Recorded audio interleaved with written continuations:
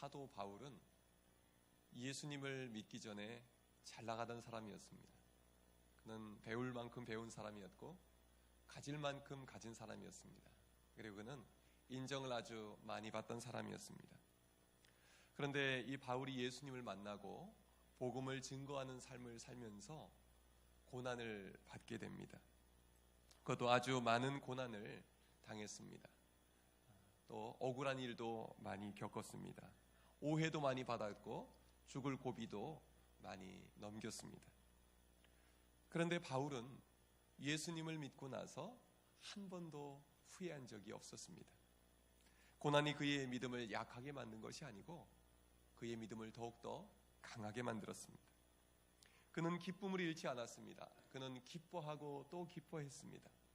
그리고 그는 늘 범사에 감사하며 살았습니다. 우리는 작은 시련만 닥쳐와도 우리 믿음이 흔들리지 않습니까? 기쁨은 잠시이고 우리는 감사할 때보다 불평할 때가 더 많지 않습니까? 그런데 어떻게 바울은 그렇게 많은 고난을 당하면서도 그 믿음이 흔들리지 않았을까요? 고난 속에서도 승리의 노래를 부르면서 이기며 그 믿음 생활을 계속해 나갈 수가 있었을까요? 오늘 본문 말씀을 통해서 그 답을 찾아보고자 합니다. 오늘 읽은 본문 8장 31절에서 39절까지의 말씀은 8장의 결론입니다. 그러나 동시에 1장부터 8장 전체의 결론이라고도 할 수가 있겠습니다. 사도 바울은 1장부터 8장을 통해서 하나님의 구원의 전 과정을 돌아보면서 하나님의 구원 사역이 얼마나 확실하고 우리에게 승리가 보장된 일이었는가를 분명하게 선포하고 있습니다. 오늘 보면 31절은 이렇게 시작합니다. 그런즉 일에 대하여 우리가 무슨 말 하리요? 만일 하나님이 우리를 위하시면 누가 우리를 대적하리요?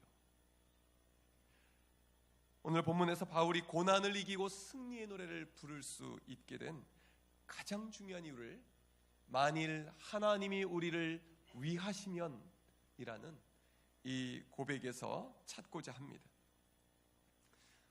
우리를 위하시면 이라는 말은 헬라어로 휘페르 헤몬 이렇게 말합니다. 그런데 이 우리를 위하시면 이라는 표현이 8장에는 4번이나 나옵니다. 8장 26절에서 성령님이 우리를 위하여 친히 간구하신다 말씀합니다.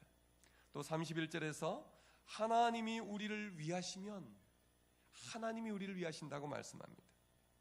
또 8장 34절에서 그리스도 예수께서 하나님 우편에서 우리를 위하여 간구하신다 말씀합니다. 8장은 뭐라고 말씀하는 것입니까? 하나님 아버지께서 우리를 위해 주시고 그 아들 예수 그리스도께서 우리를 위해 주시고 성령님께서 우리 안에 거하셔서 우리를 위해 주시면 우리가 믿음에 승리할 수밖에 없다는 것입니다. 오늘 우리를 위해 주시는 하나님의 놀라운 은혜가 이 자리에 계신 모든 분들 위에 함께 하시기를 주님의 이름으로 축원합니다. 그래서 바울이 만난 하나님은 우리를 위해 주시는 하나님입니다. 우리 편이 되어 주시는 하나님이십니다.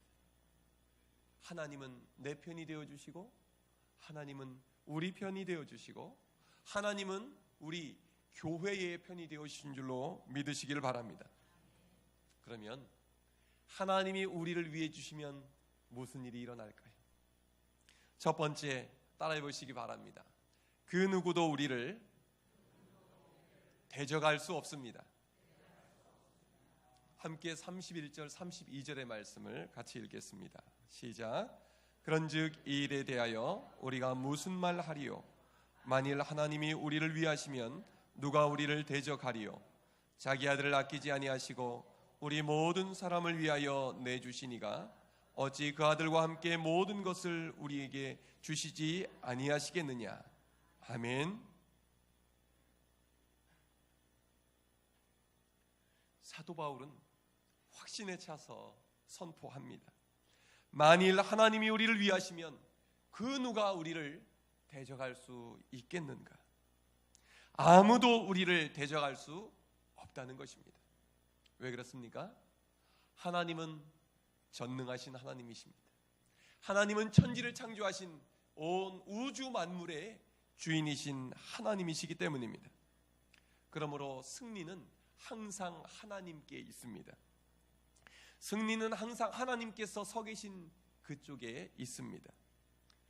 그런 하나님께서 우리를 위해 주시면, 하나님이 우리 편에 서 계시면 그 누가 우리를 맞설 수 있단 말입니까? 그러므로 우리의 싸움은 우리만의 싸움이 아닙니다. 우리 편에 서 계신 하나님과의 싸움이 되는 것입니다. 믿음 생활을 영적인 싸움이라고 하지 않습니까?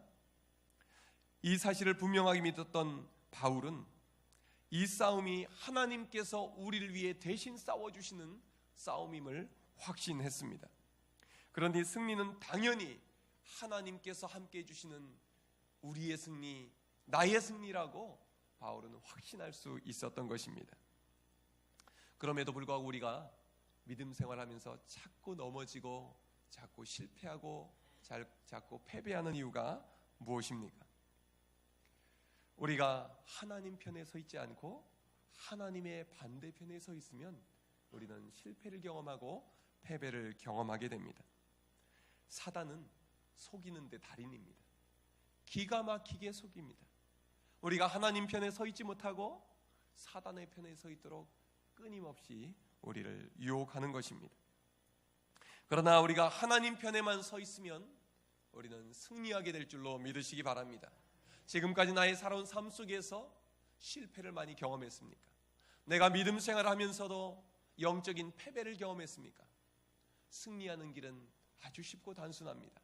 하나님 편에 서기만 하면 됩니다. 하나님 편에 서기만 하면 우리 편에 서 계신 하나님께서 우리를 승리케 해주실 줄로 믿으시기를 바랍니다. 미국 남북 전쟁 당시의 이야기입니다. 미국은 청교도들이 건너가서 세운 나라 아니겠습니까? 그런 미국이 남북으로 갈라져서 서로 전쟁을 하고 있었습니다. 그러니까 전쟁을 하면서도 이 남북군대로 기도했겠지요. 하나님 우리 편에 서 주십시오. 북군은 북군대로 나름대로 기도하고 있었겠지요. 자, 그런데 미국 이 연합정부의 대통령이 된 링컨, 주로 북부를 중심으로 한 이 연합정부의 대통령이 된 링컨이 이런 유명한 말을 남겼습니다. 하나님을 우리 편으로 끌어들이려 하지 말고 우리가 하나님 편에 서 있어야 합니다. 우리의 기도가 어떤 기도가 되어야 합니까? 하나님 내 편 되어 주십시오. 그럴 필요 없다는 것입니다. 하나님은 우리 편이시기 때문입니다. 남은 것은 무엇입니까? 우리가 하나님 편에 서 있기를, 사단의 편에 서지 않고 하나님 편에, 승리자이신 하나님 편에 서 있기를 간절히 기도할 수 있기를 주님의 이름으로 축원합니다. 하나님이 우리를 위하심을, 하나님이 우리 편이심을 믿는 사람은 그 어떤 상황에서도 실망하지 않습니다. 무너지지 않습니다. 그는 32절의 말씀을 분명히 믿고 붙들기 때문입니다. 자기 아들을 아끼지 아니하시고 우리 모든 사람을 위하여 내주시니가 어찌 그 아들과 함께 모든 것을 우리에게 주시지 아니하겠느냐. 아멘. 우리 편에 서 계신 하나님은 어떤 하나님이십니까? 그 아들까지 우리를 위해서 내주신 하나님이십니다. 아들까지 내주신 하나님이 어찌 그 아들과 함께 그 무엇을 내주지 아니하시겠습니까? 오래전에 피난을 내려오신 어느 권사님이 이런 기도를 드렸다고 합니다. 그분은 남편을 잊고 오직 아들 하나, 외아들 하나만 데리고 내려와서 그 아들을 애지중지 키웠다고 그래요. 그런데 그분은 기도하면서 항상 이렇게 기도했답니다. 외아들을 내주신 하나님 감사합니다.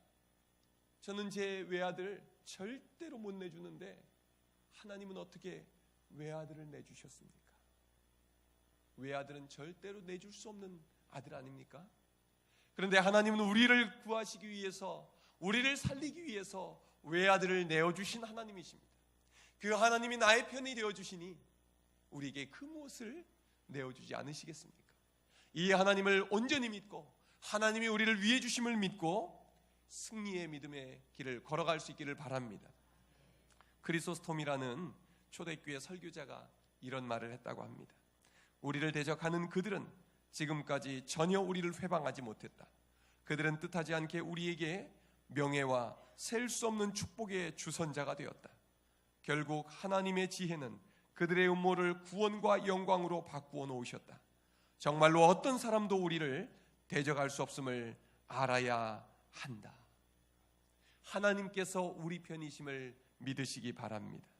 그 무엇도 우리를 대적할 수 없음을 믿으시기를 바랍니다. 하나님의 편에 서서 하나님의 사랑을 힘입고 오늘도 담대히 믿음 생활하는 여러분들 되시기를 주님의 이름으로 축원합니다.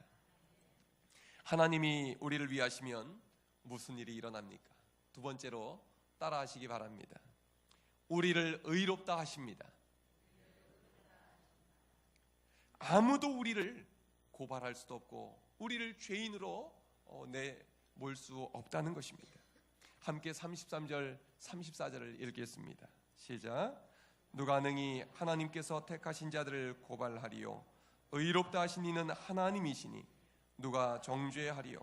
죽으실 뿐 아니라 다시 살아나신 이는 그리스도 예수시니 그는 하나님 우편에 계신 자요 우리를 위하여 간구하시는 자시니라.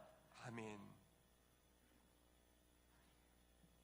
율법은 죄가 무엇인지 깨닫게 해줍니다. 그러나 율법은 우리의 죄를 사해 주지 못합니다. 사단은 이 율법을 가지고 우리를 끊임없이 정죄합니다. 사단은 우리를 죄에 빠뜨리고 그 죄에서 헤어나오지 못하도록 우리를 올가맵니다. 사단은 끊임없이 우리를 유혹합니다. 사단은 우리가 하나님 앞에 나아갈 수 없는 죄인이라고 우리의 귀에 대고 속삭입니다. 그래서 우리는 예수 그리스도를 믿으면서도 죄책감에 시달리며 살지 않습니까? 우리는 지난날에 지은 죄와 최근에 지은 나의 죄 때문에 기도의 문이 막히고 찬송의 문이 막히곤 합니다. 예배를 드리면서도 하나님 앞에 나아간 그 길이 막혀서 답답한 마음으로 지내곤 합니다. 그러나 오늘 본문에서 하나님은 말씀하십니다. 누가 능히 하나님께서 택하신 자들을 고발하리요? 의롭다 하신 이는 하나님이시니 하나님께서 예수 그리스도의 보혈로 우리의 모든 죄를 씻으시고 의롭다 하셨습니다. 하나님께서 우리를 의롭다고 인정해 주셨는데 그 누가 우리를 고발할 수 있겠느냐는 것입니다. 또한 우리 위해서 죽으시고 부활하신 예수님이 지금도 하나님 우편에 계셔서 우리 위에 간구하고 계십니다. 우리의 무죄를 친히 변호하고 계시다는 것입니다. 재판장이신 하나님께서 우리를 무죄다 말씀하고 선언하시는 것입니다. 그리고 그 누구도 이길 수 없는 우리를 위해 죽으시고 우리의 모든 죄를 사해 주신 변호사이신 예수님이 지금도 하나님 우편에서 우리 위에 우리의 무죄를 변호하고 계시다는 것입니다. 모든 죄의 값은 예수님이 이미 치르셨습니다. 우리가 치를 죄의 값은 더 이상 남아있지 않습니다. 그럼에도 불구하고 사단은 끊임없이 우리를 죄인이라고 몰아세웁니다. 사단의 주장은 더 이상 힘이 없습니다. 하나님께서 이미 의롭다 인정해 주셨기 때문입니다. 여러분들 종교개혁자 루터의 이야기를 아시지요? 루터는 어린 시절 가정에서 아주 엄격한 신앙교육을 받고 자라났습니다. 그래서 예수님을 생각할 때 늘 무서운 심판자라고 생각하며 자랐습니다. 루터가 이렇게 이야기합니다. 어릴 적부터 그리스도란 이름만 들어도 깜짝 놀라 얼굴이 창백해지곤 했다. 왜냐하면 나는 그를 오직 엄격한 분노의 심판자로만 생각하도록 교육받았기 때문이다. 22살 때 그는 대학에서 공부하던 중에 친구와 함께 고향에 돌아갔다가 다시 방학이 끝나서 대학으로 돌아가던 중에 갑자기 내려친 벼락에 같이 걷던 친구가 죽임당하는 경험을 하게 됩니다. 그때 그는 너무너무 두려웠습니다. 하나님의 심판과 지옥벌에 대한 두려움에 온통 휩싸여서 그는 그 대학의 공부를 멈추고 수도사가 되기로 결심합니다. 자기의 죄를 다 씻기 전에는 그 무엇도 할 수 없을 만큼 두려워 떨렸던 것입니다. 그래서 그는 죄에서 자유함을 얻기 위해서 엄청나게 성경을 많이 읽었습니다. 그러나 그가 성경을 읽으면서도 끊임없이 만나게 된 하나님은 심판의 하나님, 두려운 하나님이었습니다. 루터는 구원의 확신이 없었습니다. 그래서 다른 사람보다 더 열심히 기도했습니다. 더 열심히 성경을 읽었습니다. 그리고 죄가 생각날 때마다 끊임없이 찾아가서 신부에게 고해성사를 했습니다. 그리고 다른 사람보다 더 엄격하게 금식하고 기도 생활을 했습니다. 그러나 아무리 노력을 해봐도 그의 마음은 죄에서 자유함을 얻지 못하였습니다. 그는 자신의 노력으로는 절대로 죄에서 구원받을 수 없다는 사실에 좌절하고 공포와 두려움에 휩싸여 하루하루를 살고 있었습니다. 그런데 루터가 로마서를 만나면서 자신을 끊임없이 괴롭히던 죄의식과 불안감에서, 공포에서 자유함을 얻게 됩니다. 로마서 1장 17절을 그가 읽게 되었습니다. 복음에는 하나님의 의가 나타나서 믿음으로 믿음에 이르게 하나니 기록된 바 오직 의인은 믿음으로 말미암아 살리라 함과 같으니라. 아멘. 루터는 이 구절을 이렇게 해석합니다. 인간이 어떤 선행을 한다거나 자신의 힘으로 죄를 씻고 하나님 앞에서 올바른 사람으로 인정받는 것이 아니다. 예수 그리스도를 믿는 믿음으로 올바른 사람으로 인정받는다. 여러분, 우리의 모든 죄의 값은 예수 그리스도께서 이미 십자가 위에서 다 지불해 주셨습니다. 이 기쁜 소식을 믿는 자는 누구든지 죄 사함을 받습니다. 우리 주님은 십자가 위에서 우리의 지난날의 죄의 값을 치르셨을 뿐만 아니라 오늘 우리가 짓는 죄의 값도 치르셨고 우리가 앞으로 지을 죄의 모든 값을 모두 한 번에 다 치루어 주셨습니다. 우리는 예수 그리스도의 보혈의 공로를 믿으면 의롭다함을 얻습니다. 그러나 여러분들 중에 아직도 구원의 확신이 없는 분들이 있습니까? 혹시나 여러분들 중에 아직도 내가 지은 그 죄 때문에 죄책감에 마음이 불안하고 불편한 분은 없습니까? 예수님이 우리의 구원자이심을 믿으시기를 바랍니다. 예수님을 믿으면 하나님이 우리의 죄를 없다 하시고 우리를 의롭다 여겨주심을 믿으시기를 바랍니다. 이것이 하나님의 약속의 말씀이고 이것이 구원의 복음입니다. 이 구원의 은혜를 누리시기를 바랍니다. 할렐루야. 하나님이 우리를 위하시면 무슨 일이 일어날까요? 세 번째로 따라해 보시기 바랍니다. 그 무엇도 우리를 끊을 수 없습니다. 그 무엇도 예수 그리스도의 사랑에서 우리를 끊을 수 없습니다. 그 무엇도 우리를 하나님의 사랑에서 끊을 수 없습니다. 우리 35절 함께 읽겠습니다. 시작. 누가 우리를 그리스도의 사랑에서 끊으리요? 환난이나 곤고나 박해나 기근이나 적신이나 위험이나 칼이랴. 아멘. 35절에는 바울 자신을 예수 그리스도의 사랑에서 끊으려 했던 7가지의 고난이 소개되고 있습니다. 환난, 곤고, 적신, 박해, 기근, 위험, 칼. 이 모든 것은 그의 머리에서 나온 것이 아니라 그의 삶의 경험에서 나온 것들이었습니다. 환난이나 곤고는 그가 지금까지 겪어왔던 모든 고난, 앞으로까지 겪게 될 모든 시련과 고초를 다 포함하고 있는 말입니다. 그는 복음을 전하면서 억울하게 많은 고통을 당했습니다. 그리고 기근과 적신이란 말이 나오는데 그는 복음을 증거하면서 굶어야 할 때도 많았습니다. 헐벗어야 할 때도 많았습니다. 그는 복음을 증거하면서 정말 많은 생명의 위협을 당하기도 했습니다.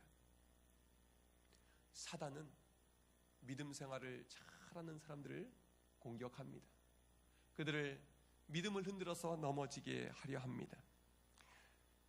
사단은요, 믿음 생활 대충 하는 사람은 건들지도 않습니다. 왜요? 그냥 가만 놔둬도 스스로 무너지기 때문입니다. 내버려둬도 사단에게 아무런 위협을 주지 않기 때문입니다. 그러나 믿음 생활을 잘하는 사람들은 어떻습니까? 그들의 기도로 지옥의 권세를 흔듭니다. 건강한 교회, 좋은 교회를 그대로 놔두면 어떻게 됩니까?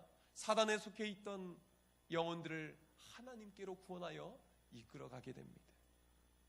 그래서 사단은 믿음 생활 잘하는 사람들을 흔들고 좋은 교회를 흔듭니다. 여러분 중에 믿음 생활하며 고난을 겪는 분들이 계십니까? 안심하십시오. 여러분은 믿음 생활을 잘하고 있기 때문에 고난당하는 것입니다. 우리 교회가 고난을 겪었습니까? 그렇다면 우리 교회는 좋은 교회이기 때문입니다. 하나님을 기쁘시게 하는 교회는 사단이 뒤흔들려 합니다. 그러나 기억하시기 바랍니다. 하나님이 우리 편이십니다. 아무리 사단이 우리를 뒤흔들려 해도, 아무리 사단이 우리 교회를 뒤흔들려 해도 하나님이 우리 편이 되어주신다는 것입니다. 사단은 속이는 내 명수라는 말씀을 드렸습니다. 사단이 가장 잘 쓰는 전술이 무엇일까요? 그것은 우리 하나님 나라의 아군들끼리 적군으로 오인하고 싸우게 만드는 것입니다. 아군은 서로 협력합니다. 아군은 서로 힘을 모읍니다. 그래서 적을 향해 공격을 퍼붓습니다. 그런데 사단은 우리를 속입니다. 우리의 눈을 가립니다. 그래서 교회 안에 분란을 일으키고자 합니다. 여러분, 우리가 사단의 이 전략 전술을 잘 이해합니다. 우리는 서로 한 편입니다.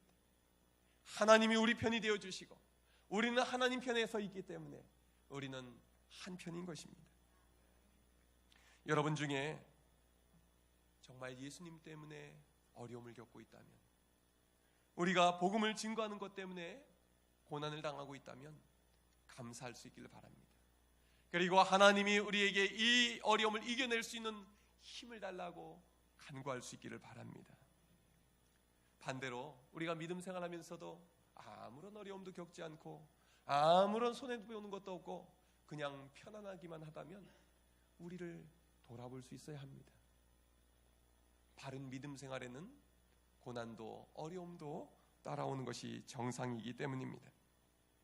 우리가 고난을 겪을 때 기억해야 할 것이 무엇일까요?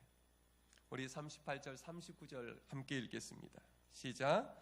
내가 확신하노니 사망이나 생명이나 천사들이나 권세자들이나 현재일이나 장래일이나 능력이나 높음이나 깊음이나 다른 어떤 피조물이라도 우리를 우리 주 그리스도 예수 안에 있는 하나님의 사랑에서 끊을 수 없으리라. 아멘.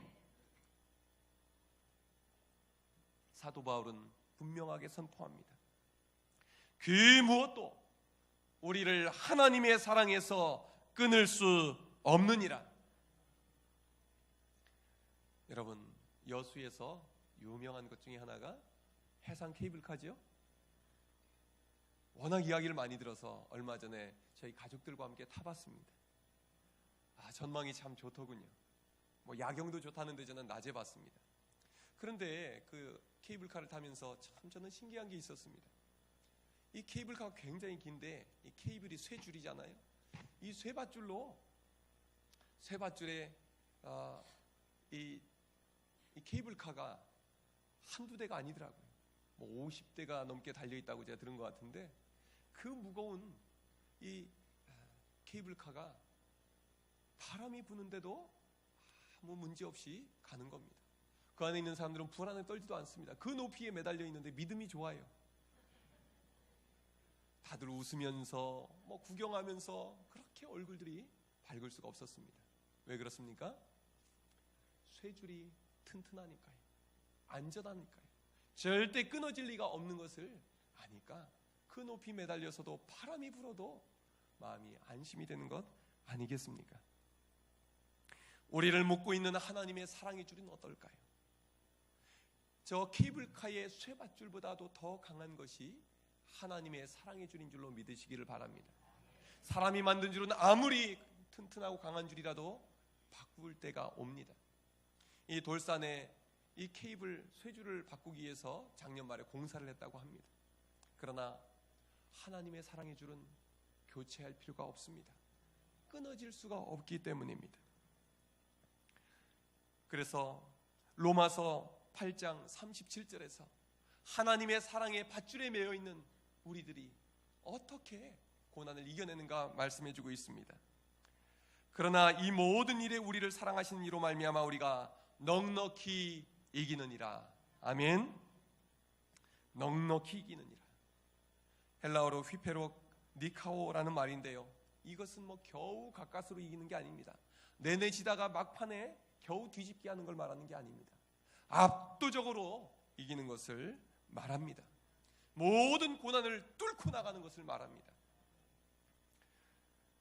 인도에서 태어나서 1980년도에 세상을 떠난 마리 버기스라는 여인이 있습니다. 그녀의 부모님은 신실한 그리스도인이었고 또 존경받는 교회 지도자였습니다.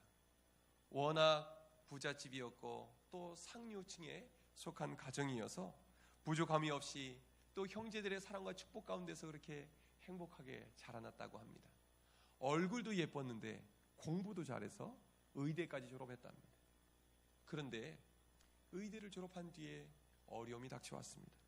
갑작스런 교통사고로 하반신을 잃고 얼굴까지 완전히 흉하게 일그러져 버리고 말았습니다. 모든 것을 다 갖추며 살았던 그것이 일순간에 무너져 내린 것입니다.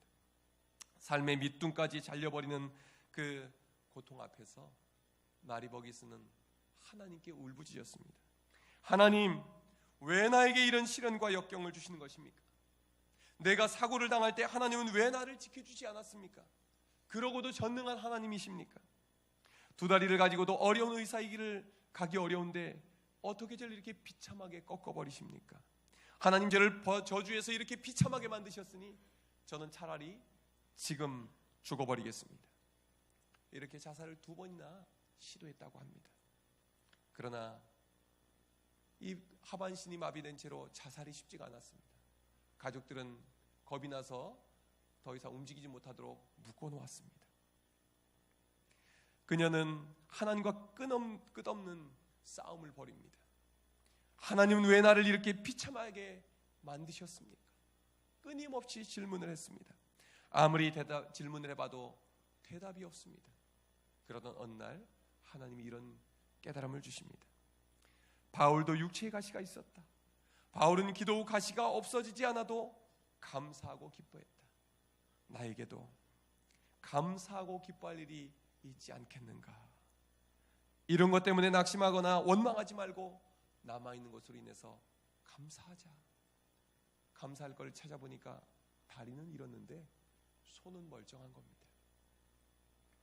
그래서 정말 하나님께서 나에게 손을 남겨주셨음을 기억하면서 그때부터 열심히 기도하며 공부했습니다. 그리고 건강한 남자도 될 수 없다는 외과 의사가 되었습니다. 그것도 나환자 재생 수술의 세계 최고의 권위자가 되었습니다.